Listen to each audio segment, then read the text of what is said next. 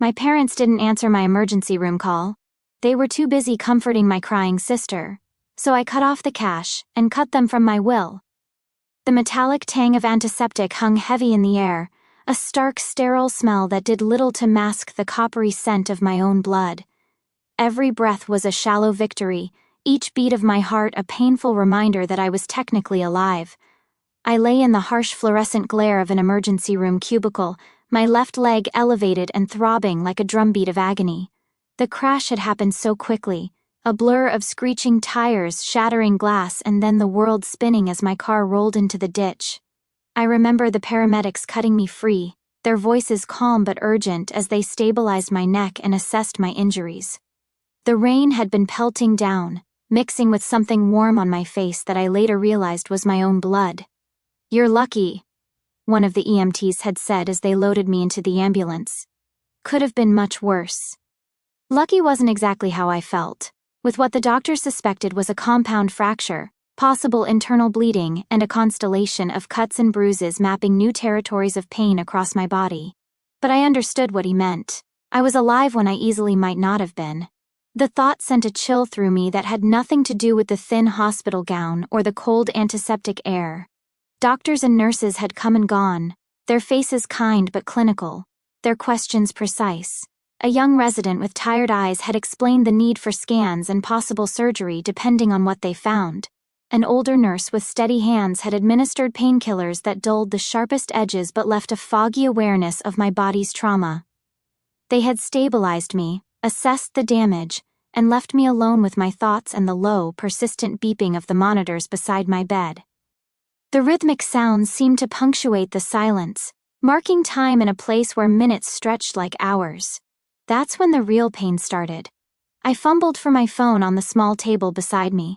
The screen was cracked, a spider web radiating from the center, mirroring the fracture I suspected was blooming somewhere inside my leg.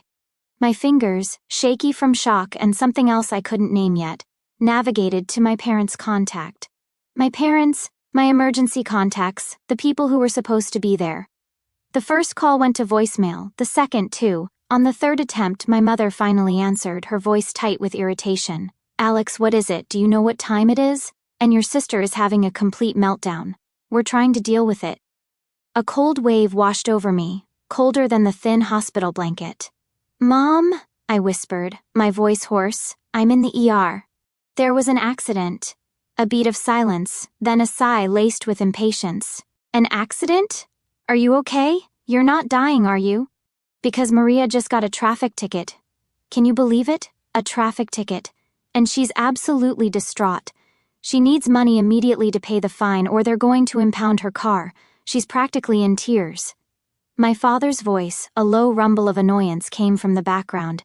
"Is that Alex? Tell him to stop making a fuss. Maria needs us right now. Why is he calling, panicking?" Panic?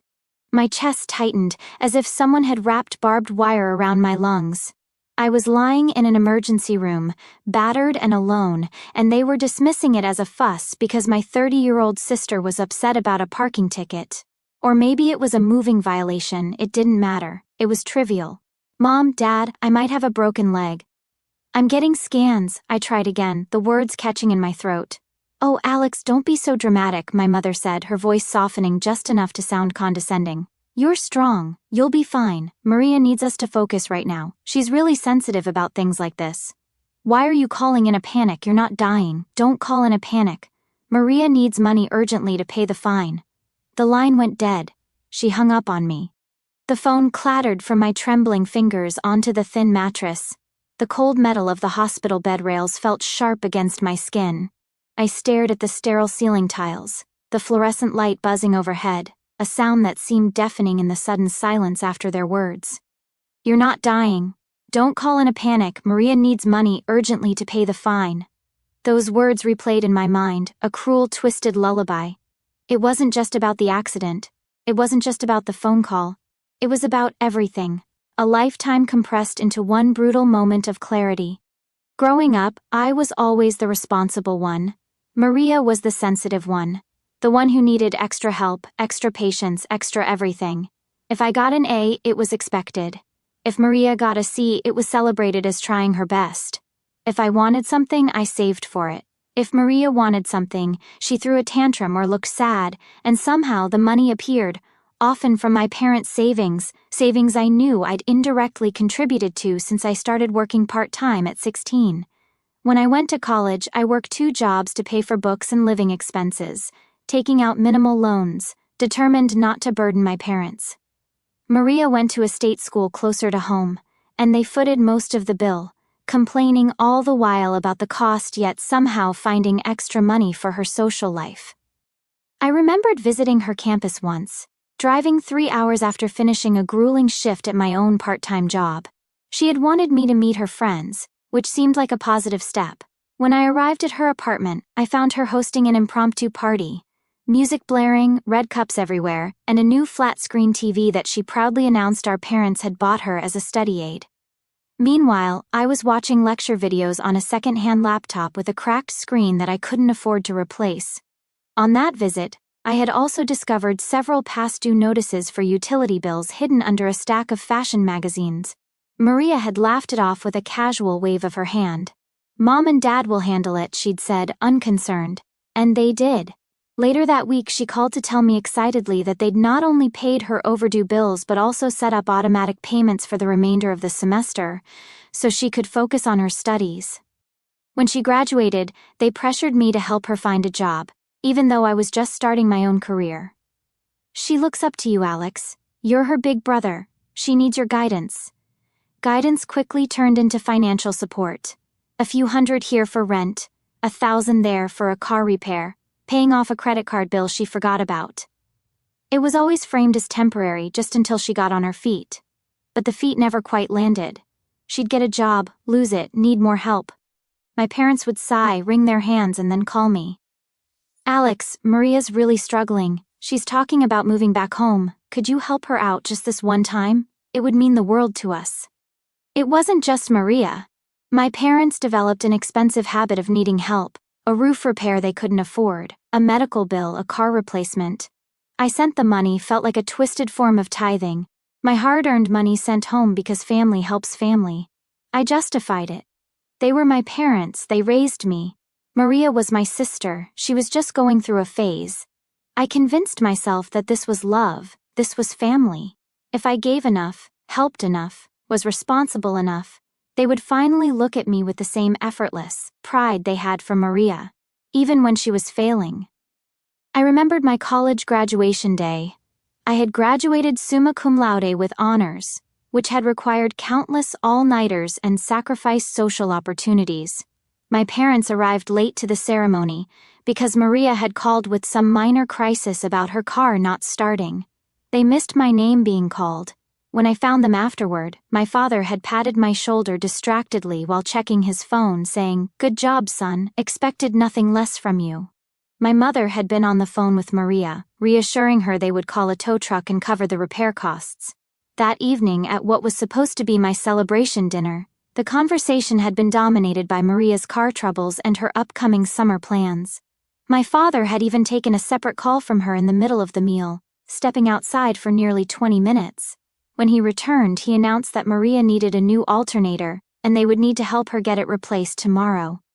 My mother immediately began rearranging their schedule, completely forgetting that we had planned to tour the city the next day, my one request for the weekend.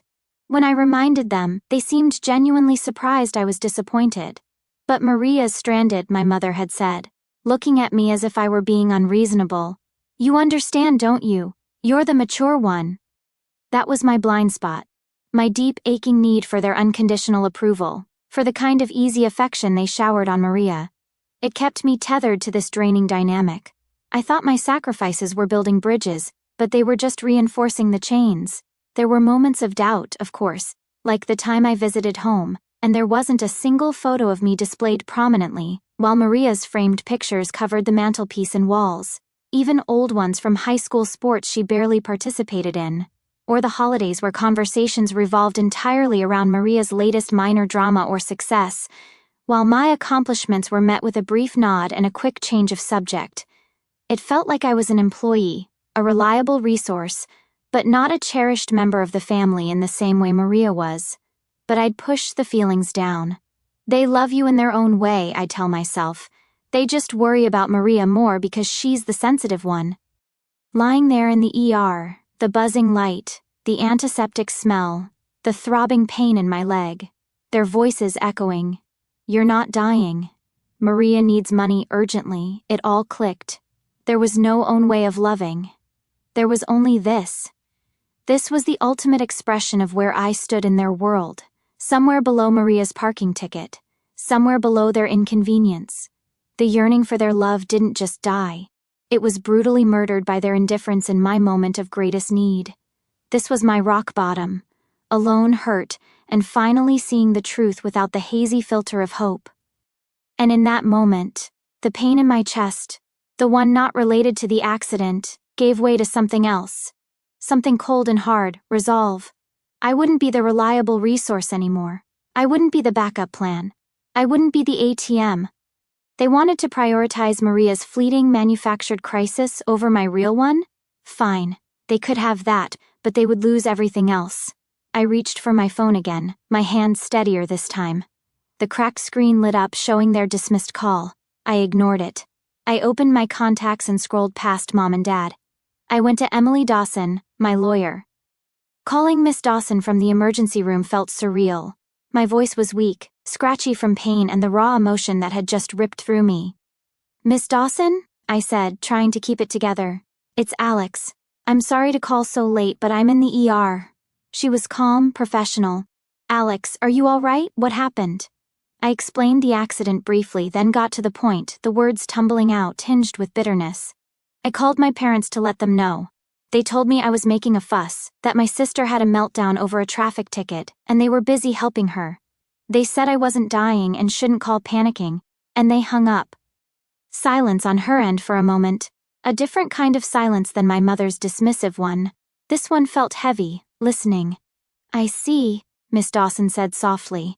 Alex, I'm so sorry you're going through that, especially now. I'm done, Miss Dawson, I said, the words firm despite my pain. Absolutely done. I want to cut them off. All of it, the money I send, everything. And I need to know what I can do legally to make sure they can never do this again, to protect myself from them, from all of it. I quickly explained the history of financial support, the constant demands, the favoritism. Miss Dawson listened patiently. Based on what you're telling me, Alex, this sounds like a clear pattern of emotional and financial exploitation, she said. While severing personal ties is a choice, we can certainly take legal steps to formalize financial boundaries and protect your assets in the future.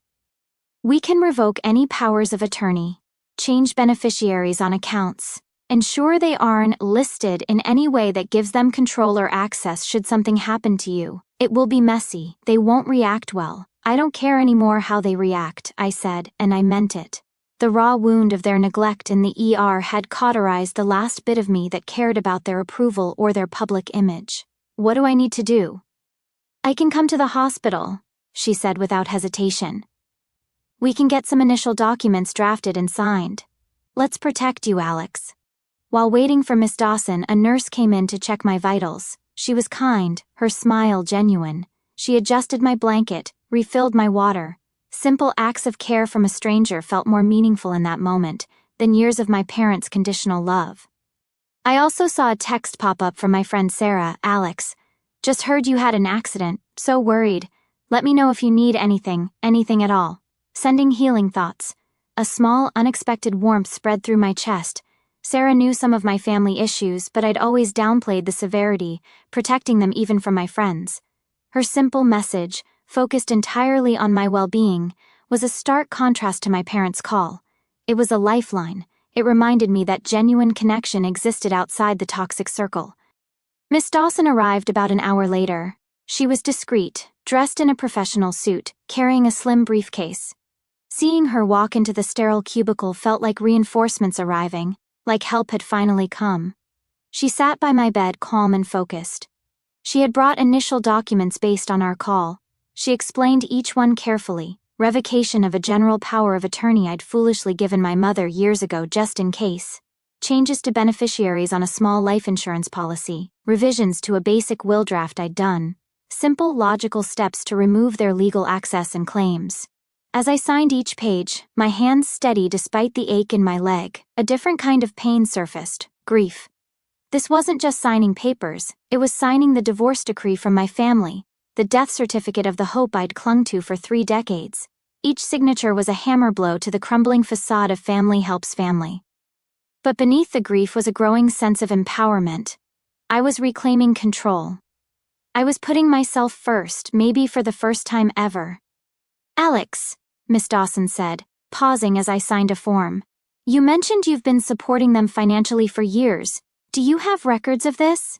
"Yes," I said, my voice stronger. "I started keeping track about 6 months ago, after Maria needed another emergency payout for a debt I didn't even know she had. Something just felt wrong. I didn't know why I was doing it, but I started saving bank statements, copying emails where they asked for money. I even started recording some calls when they made demands or tried to guilt me. A survival instinct, I guess." That was the quiet twist. The documentation wasn't a sudden act of revenge. It was a slow, dawning realization over time that the dynamic was unhealthy, coupled with a deep-seated need to validate my own confusing reality. They kept saying I was imagining things, that I wasn't helping that much, that they did so much for me. Part of me started documenting to prove it to myself, to stop the gaslighting from within my own head. Miss Dawson's eyes registered a flicker of surprise, then approval. "That is excellent, Alex. That documentation will be crucial if they decide to contest anything, or more likely try to damage your reputation. It provides concrete evidence of the extent of the financial dependency and your efforts." I gave her access codes for online banking and pointed her toward cloud storage where I'd saved documents. She began compiling figures quickly on her laptop. The growing number on the screen, the total amount of money I'd effectively given away, was staggering. It wasn't just a few thousand here and there. Over the years, it added up to a small fortune, a down payment on a house, my own solid nest egg. Instead, it had propped up Maria's irresponsibility and my parents' lifestyle and demands. The figures made me feel physically ill. College tuition for Maria's repeated changes in major, rent for apartments she inevitably broke leases on, car payments for vehicles she would wreck or neglect, until they needed costly repairs. Credit card debts that mysteriously appeared after shopping sprees or vacations with friends, medical bills. Some legitimate, others for specialists my parents insisted she see for vague complaints that never seemed to materialize into actual diagnoses. Home repairs for my parents' house that somehow always became urgent when I received bonuses or tax returns, even the loans that were never discussed again after the money changed hands. Miss Dawson's laptop screen showed it all in merciless detail, nearly $100,000 over the past 5 years alone. Money that could have funded my own dreams, my own security, my own future. But it wasn't just the money that hurt, it was what the money represented. A one-way relationship where my needs were invisible and my resources were communal property, where my worth was measured by what I could provide, not who I was. As Miss Dawson worked, my phone buzzed again. A text from Maria. "Heard you're in the hospital. Hope you're not faking it for attention, LOL. Parents said it's just a sprain anyway. Did Mom tell you I need that money for the ticket? It's kind of urgent." My blood ran cold, then hot with indignation. Not a word about my well-being, just a continuation of the same self-absorbed narrative. It solidified my resolve. This wasn't family. This was a business transaction they thought they were entitled to. Miss Dawson finished with the initial paperwork. "All right, Alex, this is signed and initiated. I will handle everything from here. I'll formally notify your parents of the changes. Given the circumstances, I anticipate their reaction will be significant. They are likely on their way here now, aren't they?" I nodded, a knot of dread tightening in my stomach despite my resolve. "Probably after the hospital called them too." "Good," she said, her tone calm. "Let them come. We are prepared." We waited. The sterile room felt charged with anticipation, the quiet of the machines, the distant sounds of the ER. They were the backdrop to a battle about to begin, not with fists, but with truth and consequences. My leg throbbed, a physical anchor grounding me in the reality of my situation.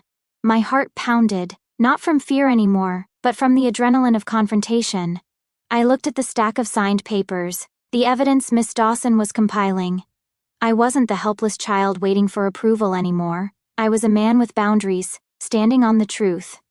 The door to my cubicle swung open, and my parents walked in.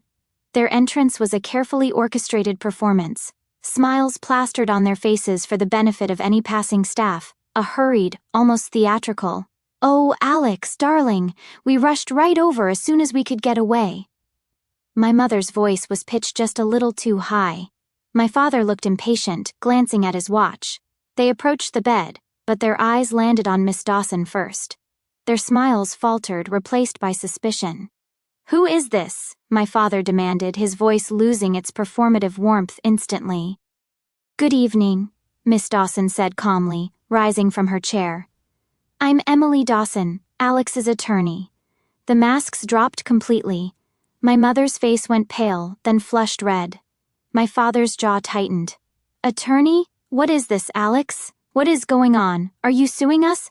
"No, Mom, Dad," I said, my voice clear and steady, surprising myself. "I'm not suing you."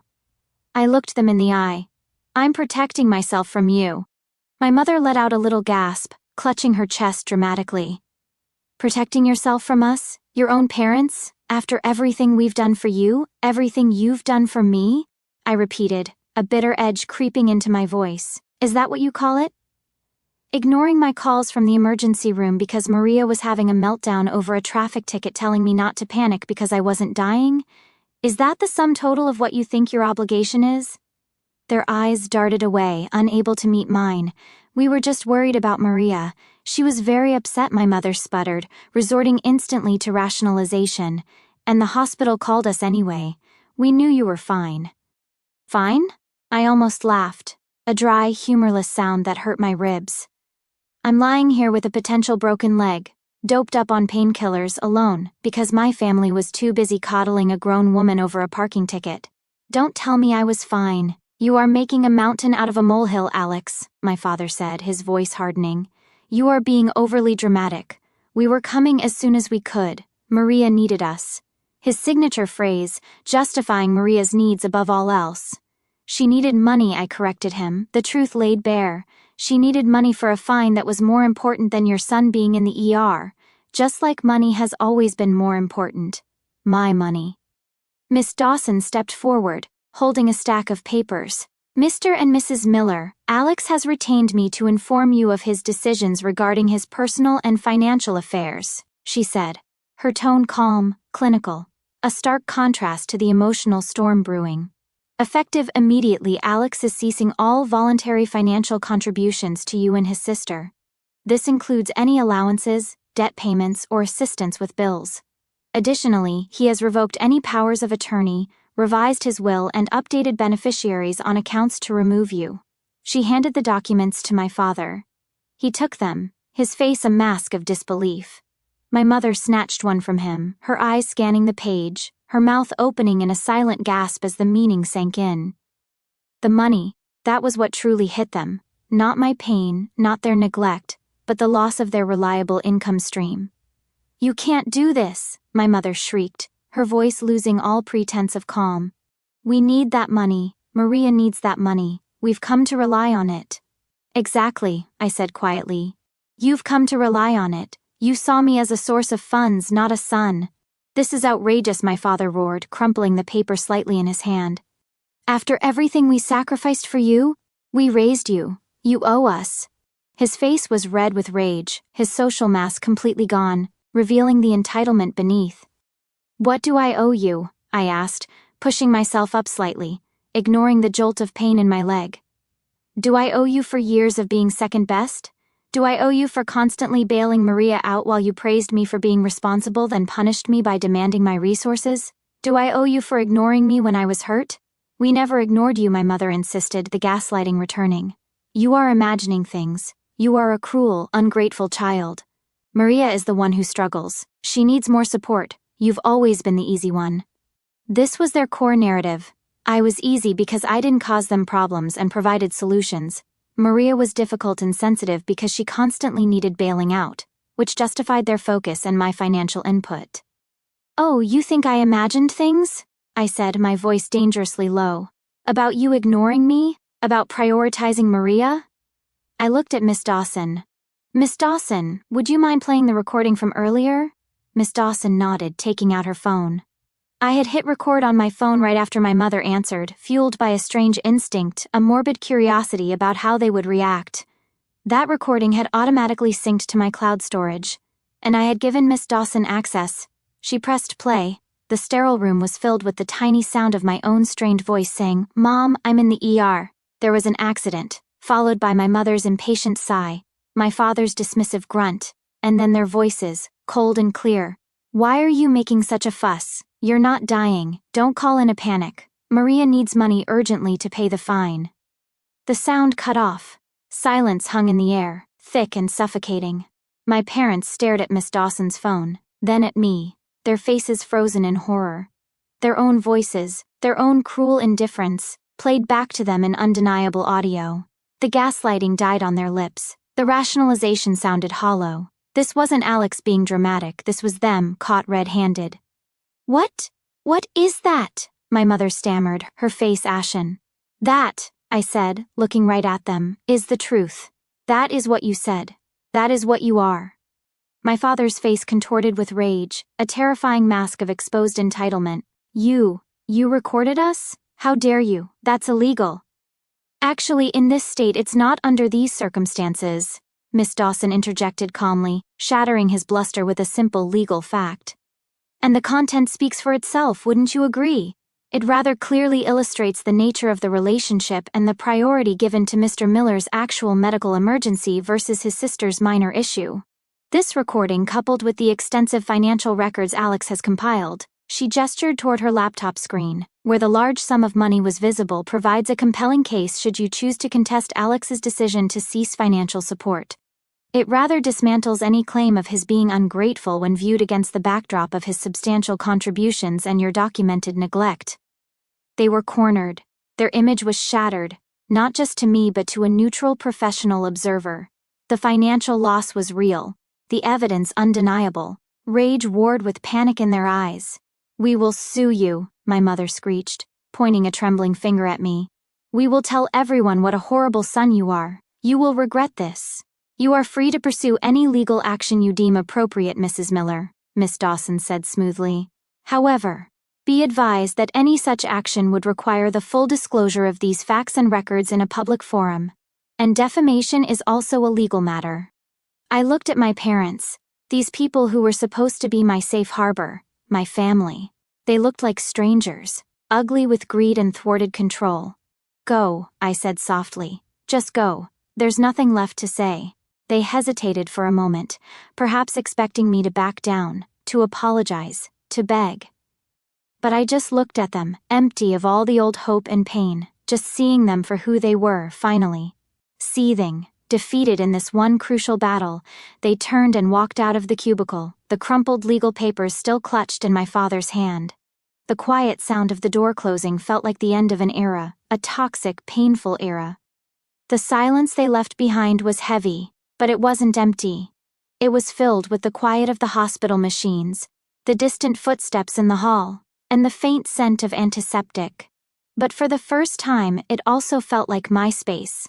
No longer waiting for their validation, their call, their approval, just mine. Miss Dawson gathered her things. "They'll fight this, Alex," she said, her voice returning to its normal calm tone. "They'll try to make your life difficult. Expect angry calls, texts from Maria, maybe even some nasty emails or social media posts aimed at making you look bad." "I know," I said, and I did. The storm wasn't over, but the eye of the hurricane had passed. The core confrontation was done. "I'll handle everything," she assured me. "Your documentation is strong. Their behavior, particularly that recording, it will shut down most of their legal options very quickly. They may try to make noise, but they have no standing to force you to support them." After Miss Dawson left, the physical pain returned to the forefront, a constant, dull ache. But it was almost a welcome pain. A grounding sensation after the emotional whirlwind. I was physically broken, but for the first time in a long time, I felt whole, intact, free. The days in the hospital blurred. Physical pain, tests, consultations. But the emotional landscape had shifted seismically. Sarah visited, bringing flowers and genuine concern. We didn't talk much about my parents. We didn't need to. Her presence, her simple kindness was a validation. She saw me. The expected backlash began almost immediately after I was discharged home, hobbling on crutches. Angry texts from Maria, desperate, pleading voicemails from my mother, alternating with furious accusations. I didn't answer. Miss Dawson had advised minimal contact, letting her handle all communication. Then came the social fallout. My parents were masters of managing their image. They started subtly, vague Facebook posts about the pain of family misunderstandings and the ungrateful nature of some people. A distant aunt, likely fed a distorted version of events, sent me a disappointed email about family loyalty. It hurt, seeing their manipulation at work, seeing who chose to believe them. But then came the countercurrent. Sarah defended me subtly to mutual acquaintances. A cousin I hadn't spoken to in years, someone who had distanced herself from that side of the family long ago, reached out. Alex, her email read, "I heard what happened about your parents and Maria. I just want you to know I believe you. I saw the patterns too for years. You did the right thing. It takes incredible courage to put yourself first like that. You're not alone." That email brought tears to my eyes, not of sadness but of profound relief. An objective outsider, someone who had witnessed their behavior, confirmed my reality. It wasn't just me. I wasn't crazy. I wasn't imagining things.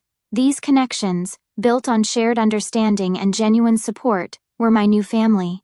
Miss Dawson handled the legal noise efficiently.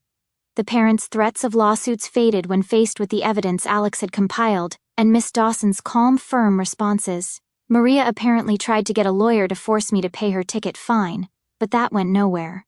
The financial faucet was well and truly off. My leg healed slowly. The crutches were replaced by a cane, then nothing. Physical therapy was hard but straightforward. It was the emotional and psychological healing that was the real marathon. Therapy helped, talking through the years of manipulation, understanding my own patterns of seeking validation, learning to accept that the family dynamic I longed for was never real. The financial freedom was palpable. It wasn't just about having money, it was about the absence of the dread of the phone ringing, of the email asking for money, of the guilt trips.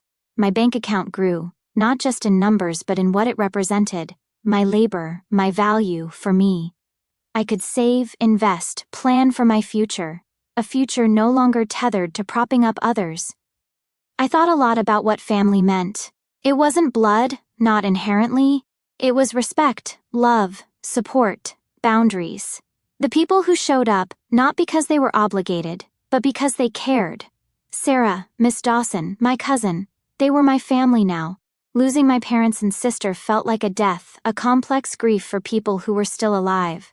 There were moments of sadness, waves of mourning for the what if, but those moments were fewer and further between. They were replaced by peace, by self-respect, by the quiet strength of knowing I had saved myself. My journey from that sterile ER room wasn't just about a broken leg healing. It was about a broken spirit mending. I had been financially exploited, emotionally neglected, and gaslighted by the people who were supposed to be my foundation. But in their ultimate act of neglect, they had given me the painful gift of clarity. They showed me that my worth wasn't in my wallet or my willingness to sacrifice but in my inherent right to be treated with dignity and care. It took being broken, injured, and abandoned in a sterile room for me to finally understand the true meaning of boundaries. It took the raw, undeniable truth of their indifference to free me from the need for their approval. I lost a family that never truly saw me, but I found myself, and that was a recovery more profound than any physical healing. To anyone out there who has felt unseen, unheard, or used by the people you call family, your feelings are valid. You are not imagining it. Your worth is not measured by what you provide or how easily you can be controlled. Setting boundaries, even with family, is not an act of cruelty.